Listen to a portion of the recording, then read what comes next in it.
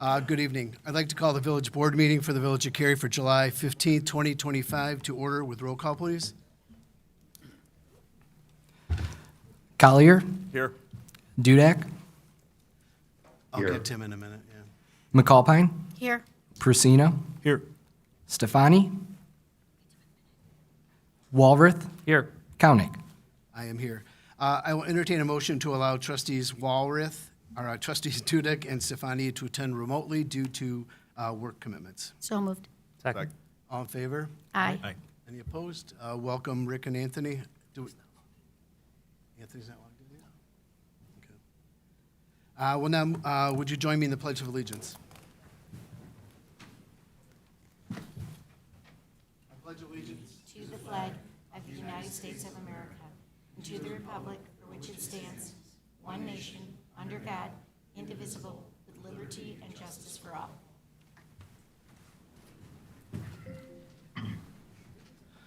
Now moving to the open forum, it's an opportunity for the public to address the Village Board of Trustees about issues not otherwise on the agenda. The Village Board welcomes public comment at these meetings. Each speaker is limited to a total of 3 minutes to ensure the other members of the public can speak and allow time for official village business to occur. Those wishing to address the board during the open forum are encouraged to provide their contact information on the sign-in sheet so they can be recognized and called to the podium. The board will not respond to public comments during open forum.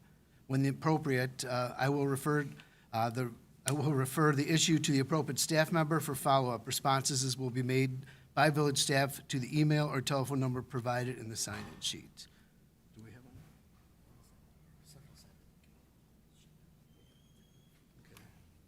Okay. Chris Reike.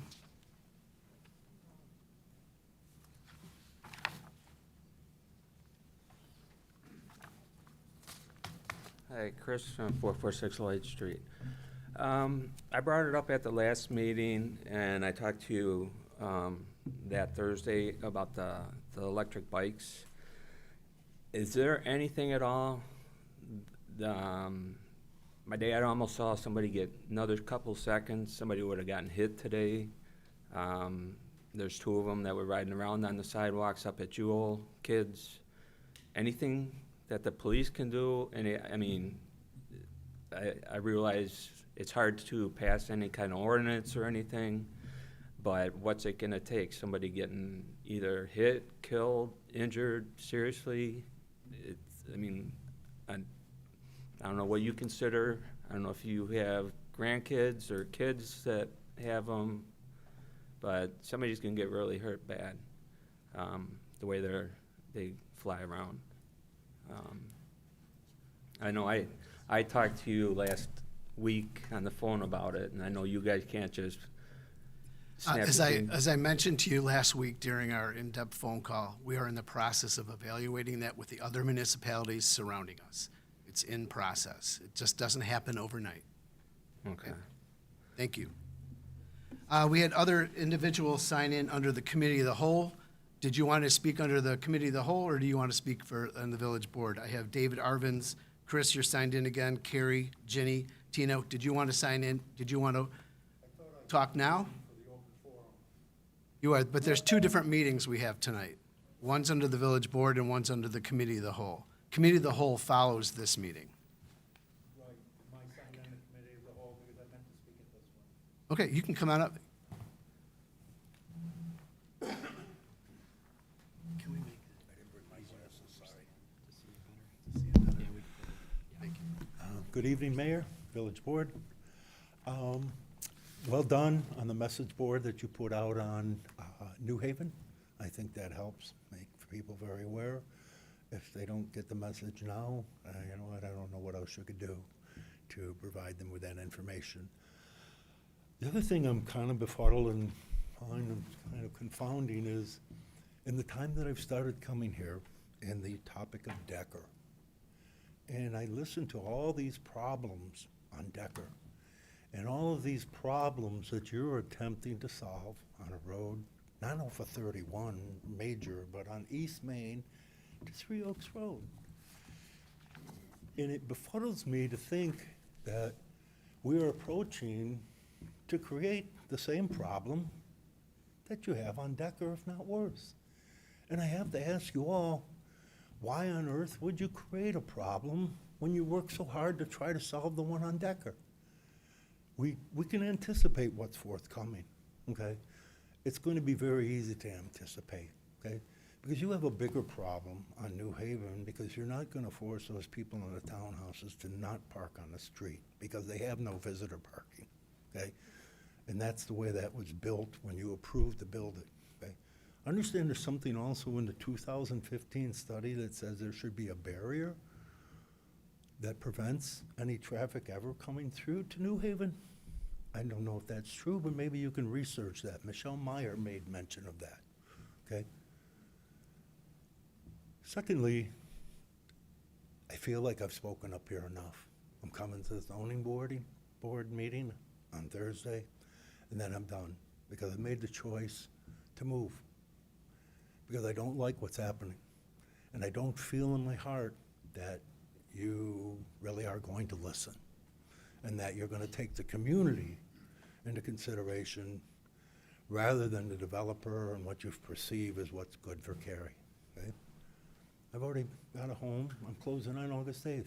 I'm going to put a for sale sign in front of mine, okay?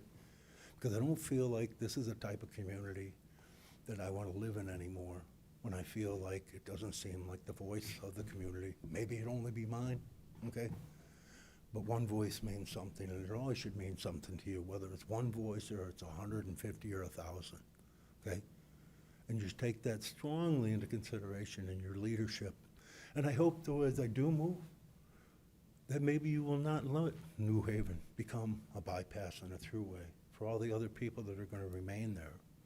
I see a for sale sign or two popping up, and I don't know what the outcome will be. But you all here, I should say, excuse me, have the power to prevent that from happening.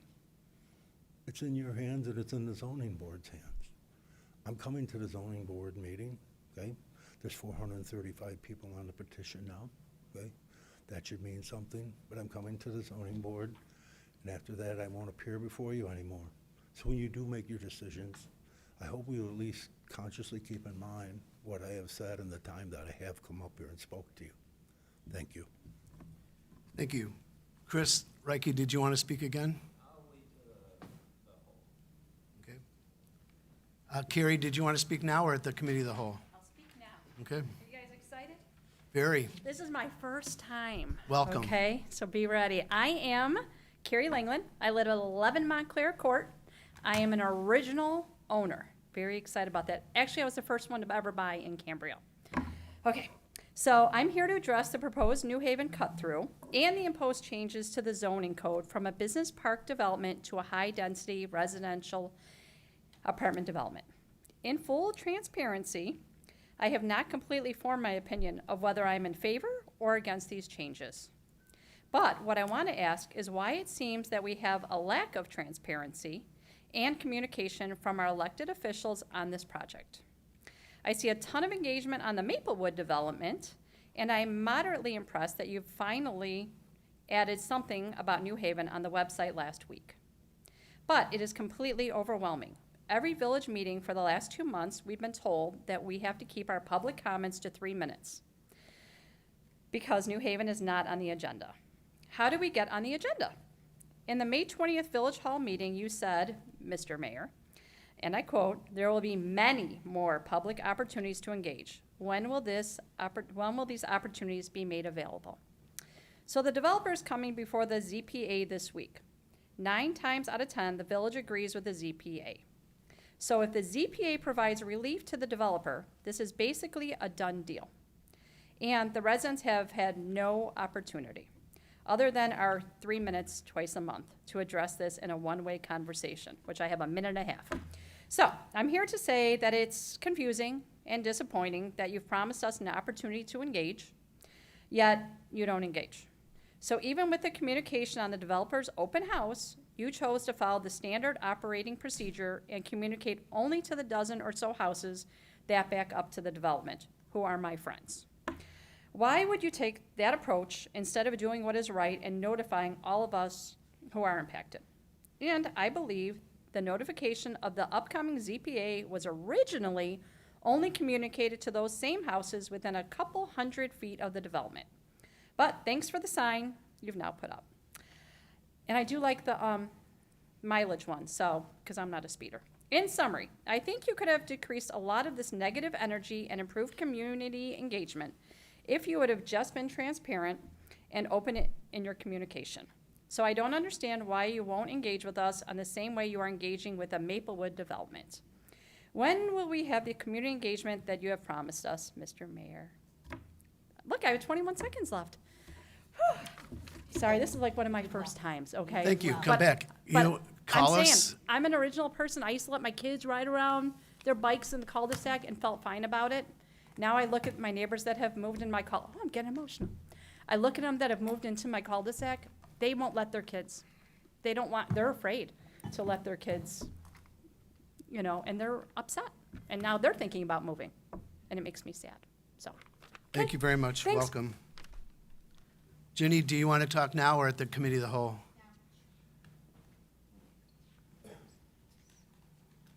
I brought paper this time.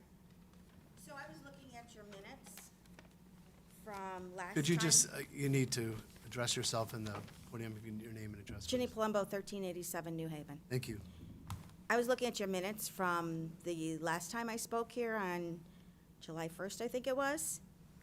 And in the minutes, in the minutes that you're going to approve tonight, it says, Ginny Palumbo, 1387 New Haven Drive, stated she had heard conflicting information regarding a potential road connecting New Haven and Route 31. That is not what I said. What I said, because I listened to it again, I have been told it is not a thoroughfare, but on the other hand, I'm being told you want these apartments to connect to Cary and come down New Haven to connect to Cary. It is one of the other.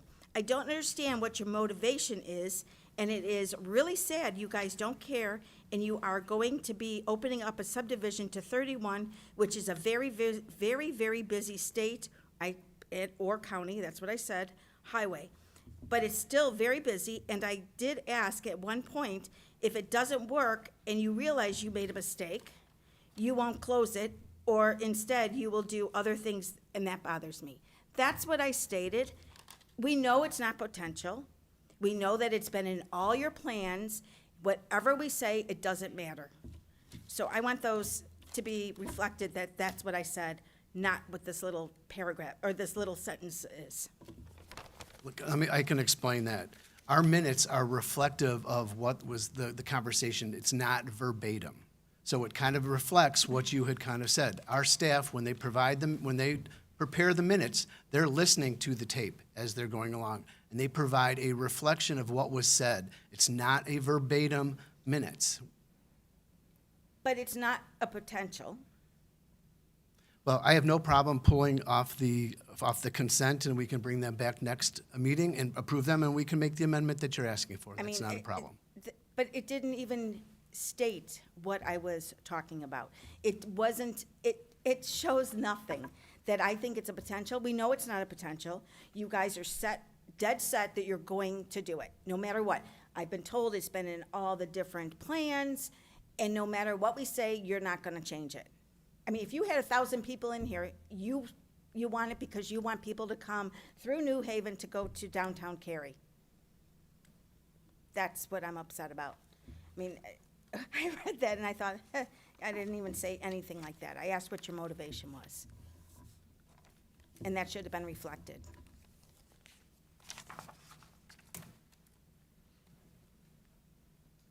Thank you. Tina, did you want to speak now or at the committee?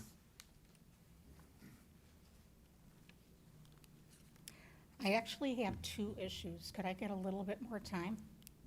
We allow 3 minutes. Go ahead, let's see where you can go. Okay.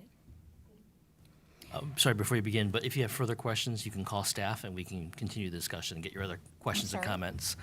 If you run out of time, please call the village or email us and we will address your other questions. Okay. All right, well, thank you for the opportunity to address this, and I'm speaking again, as I did a month or so ago, about the cut-through on New Haven that I do not approve of. And again, our streets were just not designed to handle increased traffic volumes. School buses make frequent stops there. I personally don't always feel safe crossing New Haven just to get my mail. Increased traffic will make that even more dangerous. Plus, each unit is only given 2 parking spots, so that's going to increase the parking that's on New Haven.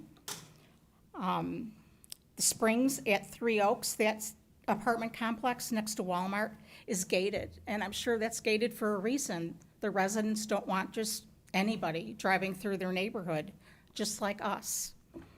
And what about our home values? I'm still concerned about this changing the property value of my home.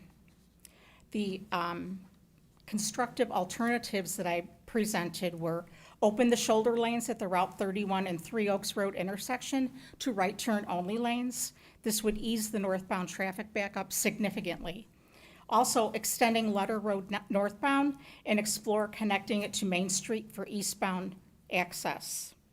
In closing, I just ask you to consider these consider the long-term impact this road extension will have, not just on New Haven, but on Georgetown as well, and the families who call this area their home. And it looks like I have time for my second issue. I'd like to raise a second concern that's greatly affecting many of us in the community. There's a noticeable trend in this village toward building only so-called luxury developments, luxury apartments, luxury townhomes, luxury everything. But what about affordability? Let me give you a few recent examples. The newly built Redwood Apartments are advertised as luxury living. The 6-unit complex on Northwest Highway, luxury. The proposed development near the Goddard School, also luxury. Even the Springs at Three Oaks behind Walmart refers to itself as premium apartments. It's a pattern, and frankly, it's out of step with reality. We are in a time of economic instability. Prices are rising, wages aren't keeping pace, and many people, young and old alike, are getting priced out of their own communities. We don't need more luxury, we need accessibility and affordability. As an older resident myself, I'd love to downsize to a smaller, single-level home and remain independent. But the only options being built are senior, managed care facilities, whether we need them or not. While these are important for some, not all boomers need supervision or services. Many of us just need a smaller, affordable home without stairs and with a little yard. At the same time, young adults and first-time buyers are being completely shut out. There are very few true starter homes in this area anymore. All they see are mega houses and they can't afford them, or apartments that don't offer the true feel of a home ownership. Why aren't developers being encouraged or required to build for real people with real problems? For working families, for seniors who want to age in place, and for young professionals who want to reside in this community. We need to be building for our community, not just for outsiders or investors who see luxury as a marketing term. Build homes that allow people to stay here, grow here, and thrive here. Thank you. Thank you. Tina, could you come up here for a minute, please? This is my card. Call me. We'll sit down with Brian. A lot of the things that you are talking about, we can't talk about because it's not on the agenda. And I would be more than happy to, what you're talking about, there's a lot of that going on right now in the village of Curie. So you're best to come in and sit down and talk to us about it. Happy to fill you in on those things for you. Thank you, Tina. Kathy, did you want to speak now, or do you want to speak at the next meeting? No, please. Okay.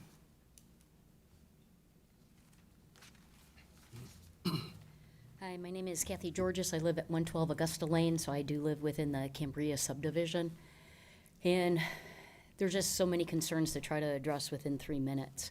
When we really look at the community of Cary, I too was one of the originals to move into that Cambria subdivision. I also lived in Cary off of Lloyd Street years prior. And I lived off Ridgeview as well for a couple years. So Cary is very prominent in my living history. It's a small community feel that gave a family-oriented desire in order to move here. However, what's happening in Cary right now is basically a monstrosity that's happening in Maplewood. The amount of individuals and residencies that'll be moving into that one place. I have feelings for all the individual homes that have been there for either years on end or newer families that have moved into those older homes and now what they're gonna be staring at. You can make it all pretty with grass green around, it doesn't matter. Those high rises are gonna be visible and seen. Then we also have, another area, right behind the Goddard School, that's gonna bring in 38. You times 38 times 2 people, because there's gonna be at least 2 people in there. How many people are living there? You move to the Seasons, that is gonna be going off of 31. What is it gonna be approximately, if you include the phase 2? I could be wrong here, over 600? No, No, what is it? it's under 400. I thought for the 2 phases, I thought the first phase was 200 and some, and the next phase was 300 and some. Oh, so it's lower than with the one paragraph, okay. So then if you take 300, you times that by 2? No, that's the 300 total. But there's gonna be at least 2 cars is what I'm getting at, and 2 people living in there, typically, right? So if you figure 2 cars, heck, there's single people that have 2 cars, for goodness sakes. So if you start adding up those cars that are gonna be starting to go on those roads, you're causing a bottleneck throughout the entire community of Cary. How are people gonna get through Main Street just because they come through New Haven? There's no parking in Main Street. There's no development for industry in Cary. That would lower our property taxes. Is this gonna lower our property taxes? Should be a question you guys should be able to answer, and I shouldn't have to be here asking, and you guys can't tell me. So it would be really nice if there was an itemization of everything. What's the cost of getting local policemen? What's the cost of fire? What's the cost of adding water infrastructure, electric infrastructure? Typically, our electricity goes out at least 3 times a year because ComEd can't handle it. Then you're gonna also have the infrastructure of school. It's hard enough to even get teachers in our community or in communities nationwide. So has everything been done to look at the infrastructure? And how is it going to minimize our property tax? All it's gonna do is increase, and truly, it will ruin the community that Cary has been since the inception of this city. And it's getting ruined. And I have no idea why that can't be seen. And or how there hasn't been full transparency. Every household should have been notified that this was coming through and happening, because everyone in Cary is gonna be impacted by this. You have Maplewood coming in with the 2 new roads that you guys may be proposing, that's gonna fiddle into Industrial Drive, that's gonna fiddle into New Haven, that's gonna go out to 3 Oaks Road. That's gonna be a bottleneck. Why not just take Main Street and put it all the way through to 31? It's already a straightaway road. You come on New Haven today, just driving here at this hour, there are over 14 cars parked on the side streets. And that's just from the townhomes. And that's on a slow day. There's usually sometimes up to 30 or 40 cars parked on the side. So I am just at a loss, and I thank you for letting me go over a little bit more. It is just so disheartening to know that this isn't to advantage anyone in the city of Cary. You name one person it's going to advantage. It's not. Maybe if you guys would have opened up homes, just homes in those areas, then you wouldn't need the extra roadways. Because there would be just homes and yards, and it still remains the community. And then try to find a space where industry will come. Not retail stores, they don't bring in enough revenue. You need a corporations. That's gonna bring it down. So that's what we really need in Cary. So I would appreciate, please, I plead to you, even connect to Walmart if that's possible. I don't know from a civil engineering perspective. Why can't you come from the Seasons? There's a road right through Walmart. Not the parking lot, but the road. That road leads right off to that one, I don't know the names of the roads, I just take them. And it takes you right to Randall. Why can't it connect through there? That's a thorough road. So the Department of Transportation, I hope, would consider that a thorough roadway in order to take. So instead of coming through that New Haven and destroying New Haven, Georgetown, and Industrial Drive, we won't even get out onto Georgetown, for goodness sakes. So thank you for your time, and I wholeheartedly hope, there may be few, but there's also fewer who know about this, and there's fewer who think that there could be a damn thing that can be done, so therefore they don't show up, because they already think it's done. So no one shows. It's kind of like elections, right? When we start looking at our elections, how many people actually show up? We have over 10,000, whatever our population is now, 3,000 people, 2,000 people show up for an election, even our school board. It's because people think it's already in the books. Why should I waste my time? So I'm here, and also I apologize, it's 6 o'clock. I just got done with work, so even trying to meet this hour is hard to get here. So again, thank you. I know you could shut me down, but I appreciate it. I am so It's just really hard, guys. It's just really hard. And if you live there, maybe you would understand. Come down that road.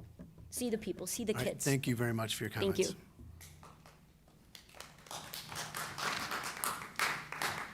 Is there anybody else that would like to address the village board?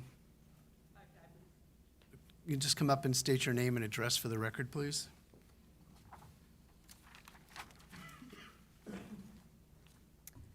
My name is Margaret Ryder, and I'm with Martin McLaughlin's office, state representative, out in his office is in Lake Barrington. Thank you, Mr. Mayor, and for allowing me to speak briefly tonight.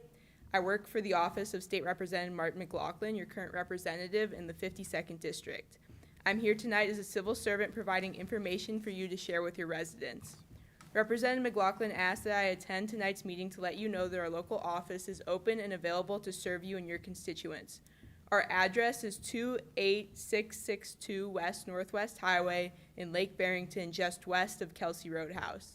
The office can assist your constituents with various state of Illinois departments with items such as state unemployment benefit issues, FOID card and CCL applications and renewals, help with licensing issues with the Department of Professional Regulation, Secretary of State issues, Department of Insurance assistance, and many others. We are also going door to door visiting businesses and homes in our district's communities, providing up-to-date phone numbers and websites so our residents can access the state services that we are all entitled to. Our office will also be holding a number of community events during the following months. On Saturday, September 6th, we will hold our popular prescription drug drop-off and shred event at the office. And on Wednesday, October 15th, we will host a mobile DMV event at the Barrington Hills Village Hall. Please bring forward to our office any other issues of concern to your community so that we may address them and prepare any items for discussion at the veto session, which is usually scheduled in October. Finally, Representative McLaughlin is available to participate in community events or town halls. Just contact the office for scheduling. Thank you again for the opportunity to speak to you this evening. I am leaving you with brochures to submit for public record that have information about our office services which you can share with your neighbors. If you or your residents have any questions, please feel free to send them to the representative's office via email, repmclaughlin@gmail.com, or call Legislative Director Pam Cools at 224-634-8300. Thank you and have a great evening. Thank you very much. Tell Representative McLaughlin, thank you. Of course. And then I have these to submit for public You record. leave them on the table there and we'll Okay, get them. thank you. Thank you. Is there anybody else? We'll go ahead and close open forum at 6:28. I have nothing to report this evening. I will entertain a motion to approve consent agenda items A and C as shown on the village's website and displayed on the video monitor during the village board meeting. So moved. Second. Roll call, please. Stefani, Yes. Walworth, Yes. Dudek, Yes. Persina, Yes. McAlpine, Yes. Collier. Yes. Thank you very much. Moving to administrator's report, please. Nothing this evening? Assistant Village Administrator. Thank you, Mayor. On the screen here, you'll see Cary Main Street Fest. We're gearing up to actually introduce a brand-new website, hopefully debuting later this weekend. Here that we have a QR code. We are looking for volunteers. There's many shifts and opportunity to contribute to Cary Main Street Fest, which is taking place September 19th, 20th, and 21st. Next, as a friendly reminder, we still have Cary Uncovered, our Passport Summer Challenge that's ongoing. We have many participants, and again, it does end September 21st, so there's still time to visit all 15 locations. And then lastly as well, we are working very diligently on the National Night Out event that's taking place on Thursday, August 7th here at Village Hall.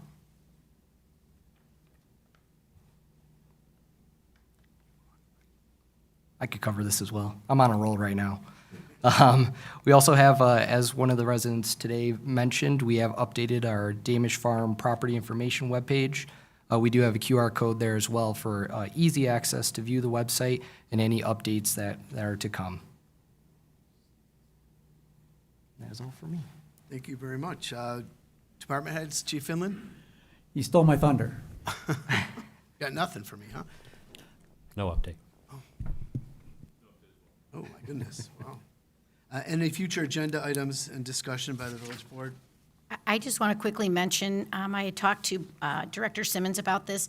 I want to make sure that residents know that if they weren't able to make an open house, whether it's for the Maplewood property, whether it's for this other New Haven, if they have comments, they can always email them in and send them to Director Simmons, and he will make sure to get those things addressed. I don't want someone feeling that if they couldn't make a meeting, that their voice, that they don't have a right to share their opinion. So I want to make sure they know how to do that. Okay, thank you. I'll entertain a motion to adjourn. So moved? Second? All in favor? Aye. Any opposed? We are adjourned at 6:31.